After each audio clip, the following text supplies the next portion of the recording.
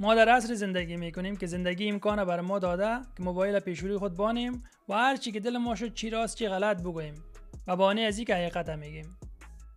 و بیشتر مردم هم روی احساس تصمیم میگیرن و تقلید و میبینن که کی یک کار انجام داده برای ما انجام بدم. و او خاطر ما به دو ابزار خیلی ضروری نیاز داریم که من این از تجربه خود میگم و من خیلی دیر به این دو ابزار آشنا شدم که اگه از اول اینا را میداشتم مسیرم خیلی کوتاه میشد و قدر گل نمیخوردم. برای شما بگویم این دو ابزار تفکر انتقادی اولش و دومش مغالطه که میخوایم دانه دانه برای شما یار توضیح بدم.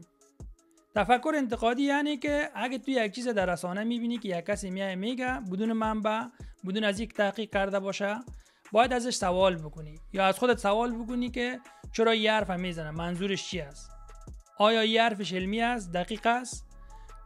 قبل از اینکه تو را قبول بکنی باید بری خودت تحقیق بکنی، بعد از او قبول بکنی. تو اگه سوال نکنی و او حرف که هر کسی که میگه را قبول بکنی راحت گل میخوری و او تکرار میشه و تکرار میشه، همون چیزا رو تو میبینی و باور میشه بدون از اینکه تحقیق کرده باشی، بدون از اینکه صحیح و غلطش فهمیده باشی. دومش مغالطه است که من خیلی زیاد میبینم. مغالطه یعنی که یک حرفی که منطقی به نظر میرسه ولی منطقی نیست، غیر منطقی است. مثلا اگه شما در کریپتو کسای کریپتوکار هست میبینی میگه ایلان ماسک گفته که بری دوج کوین بخری. این حرف مثلا به نظر منطقی میایه ولی منطقی نیست، به خاطر که توسل به شهرت نفر کرده یا به پولش.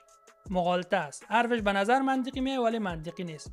و مثل از این هزاران مغالطه دیگه که شما بیشتر نیاز دارید درباره از این تحقیق کنید و نمیشه کلش در این ویدیو برای شما بگویم. اگه میخوای که گل کسر نخوری حتما این دو ابزار داشته باشی، یکی که بری مغالطه را خوب دقیق بفهمی که چی است، دومی که تفکر انتقادی را یاد بگیری که خیلی در مسیر رشدتان به دردتان میخوره.